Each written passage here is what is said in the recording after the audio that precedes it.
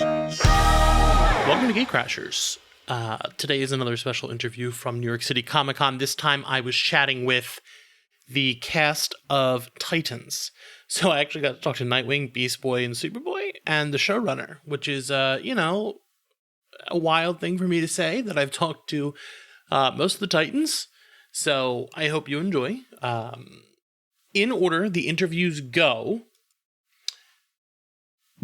we start with Nightwing, played by Brenton Thawitz. Then we're jumping to Superboy, who is a huge part of this season with Joshua Urban. Then we've got the incredible Beast Boy, played by Ryan Porter. And then we chat with Greg Walker, who is the executive producer and showrunner, and get into some horror elements of the show. I hope you enjoy it. And here you go.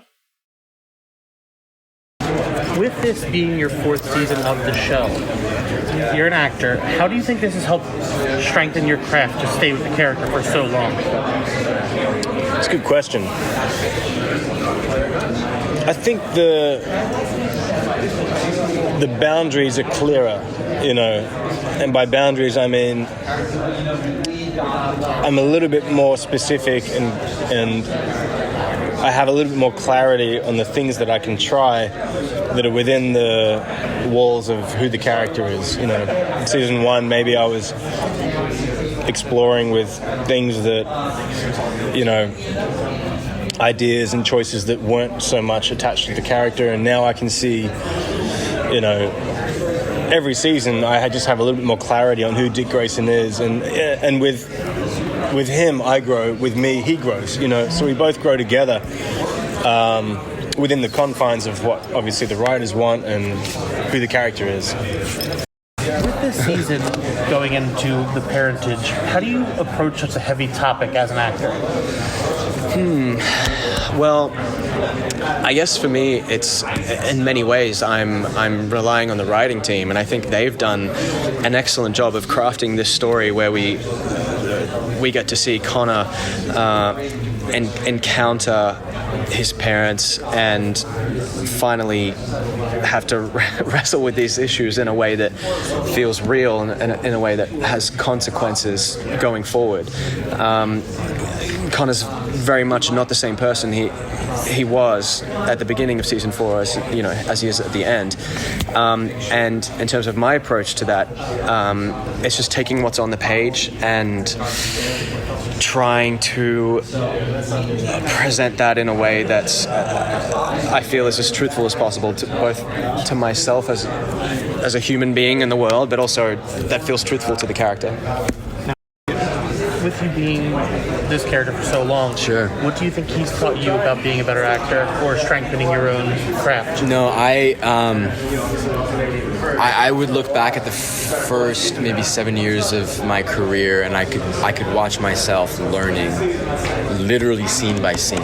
I was not really an actor prior to working 14 years ago. I was just a kid. I did one school play. I played baseball. I did martial arts. I had a different life. And now that I've really dropped into it, season after season, show after show, project after project, I am arriving to a place where I'm detaching my expectation of what the project's going to be like, and I'm just trusting the process. I'm trusting the writers, the editors, the videographers, the camera guys. And I'm just trusting that the other professionals are going to deliver what I bring as authentically as they can. Not every medium is able to do that. I find that I'm able to be a bit more meticulous when it comes to just a vocal performance and getting more of me out that way. But once I'm on camera and I'm more aware of how I look and where I am in position to my other actor and to the camera,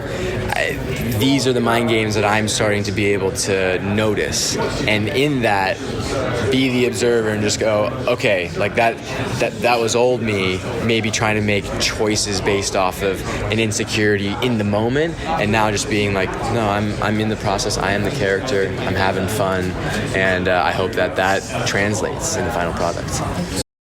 With you mentioned horror, Brother Blood's coming in, who's pretty horrific. How much do you want to lean into the horror elements of those characters? Like, what can we expect for horror in Titans? Well, as you know, as you're a fan, there's just a million different ways to talk about horror. So for us, some of the ways that we explore horror is more like the, John Carpenter's Thing or Exorcist versions of horror, where the scares don't necessarily come from monsters, but from kind of evoking a fear that you have in yourself. That said, we do have a lot of blood and beasts and viscera. So we had the biggest challenge is making it grounded so it feels like a Titans episode and doesn't feel like we're just kind of pasting on a genre onto our show. And Brother Blood, of course, is the way that becomes natural for us. And he's a character, first of all, when you're talking about him, we start with Sebastian.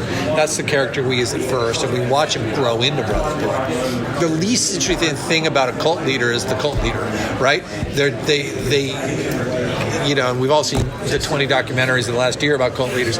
They're abusive, kind of horrible people. So the end path is less interesting, the end destination, less interesting to me than how someone becomes that. And we get in Joseph Morgan this tremendously gifted and nuanced actor who can take us through that journey.